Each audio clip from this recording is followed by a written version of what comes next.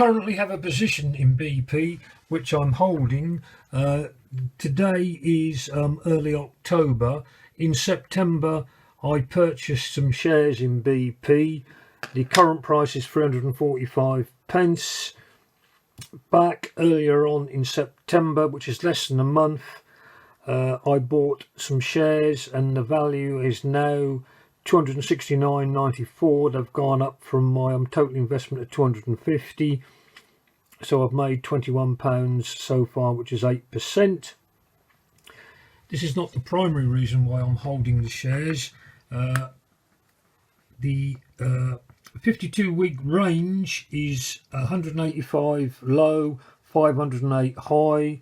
As I said, the current price is 345, so still a fair way for the price to go back to its 52-week high. The dividend yield, which has attracted me to this stock, is 4.77%. Payout ratio is 51%. This is a healthy, sustainable level as it's below 75%, so they can easily afford to pay the dividends. The price to earnings ratio versus the market is 11.2. The market average is 14.37, so it's better than the average market. The PEG ratio, this is the price to earnings growth ratio, is 0.27. Anything below 1 indicates the company could be undervalued. The price to book ratio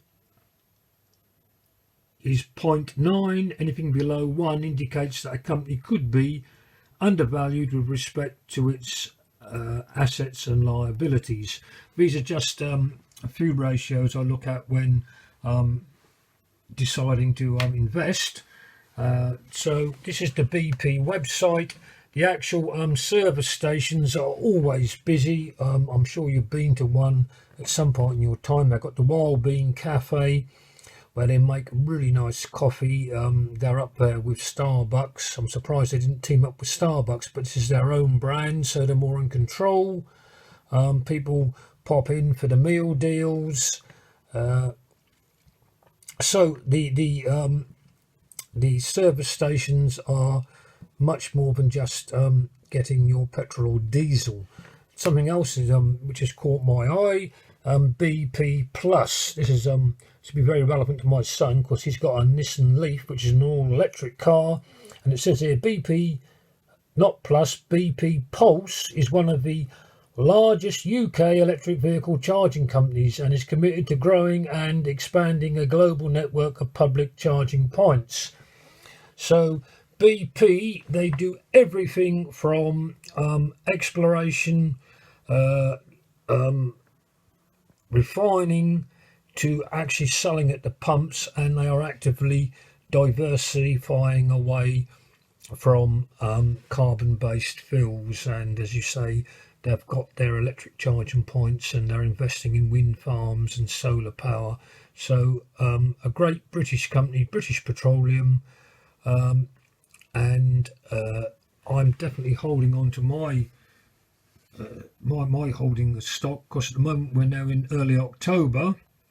The other thing is the price of oil is going up and gas is getting scarce, or I think the Russians are holding a supply of natural gas, so the price of that is going up. So BP are involved in both those hydrocarbon fuels, and so they will also benefit in the increase in price.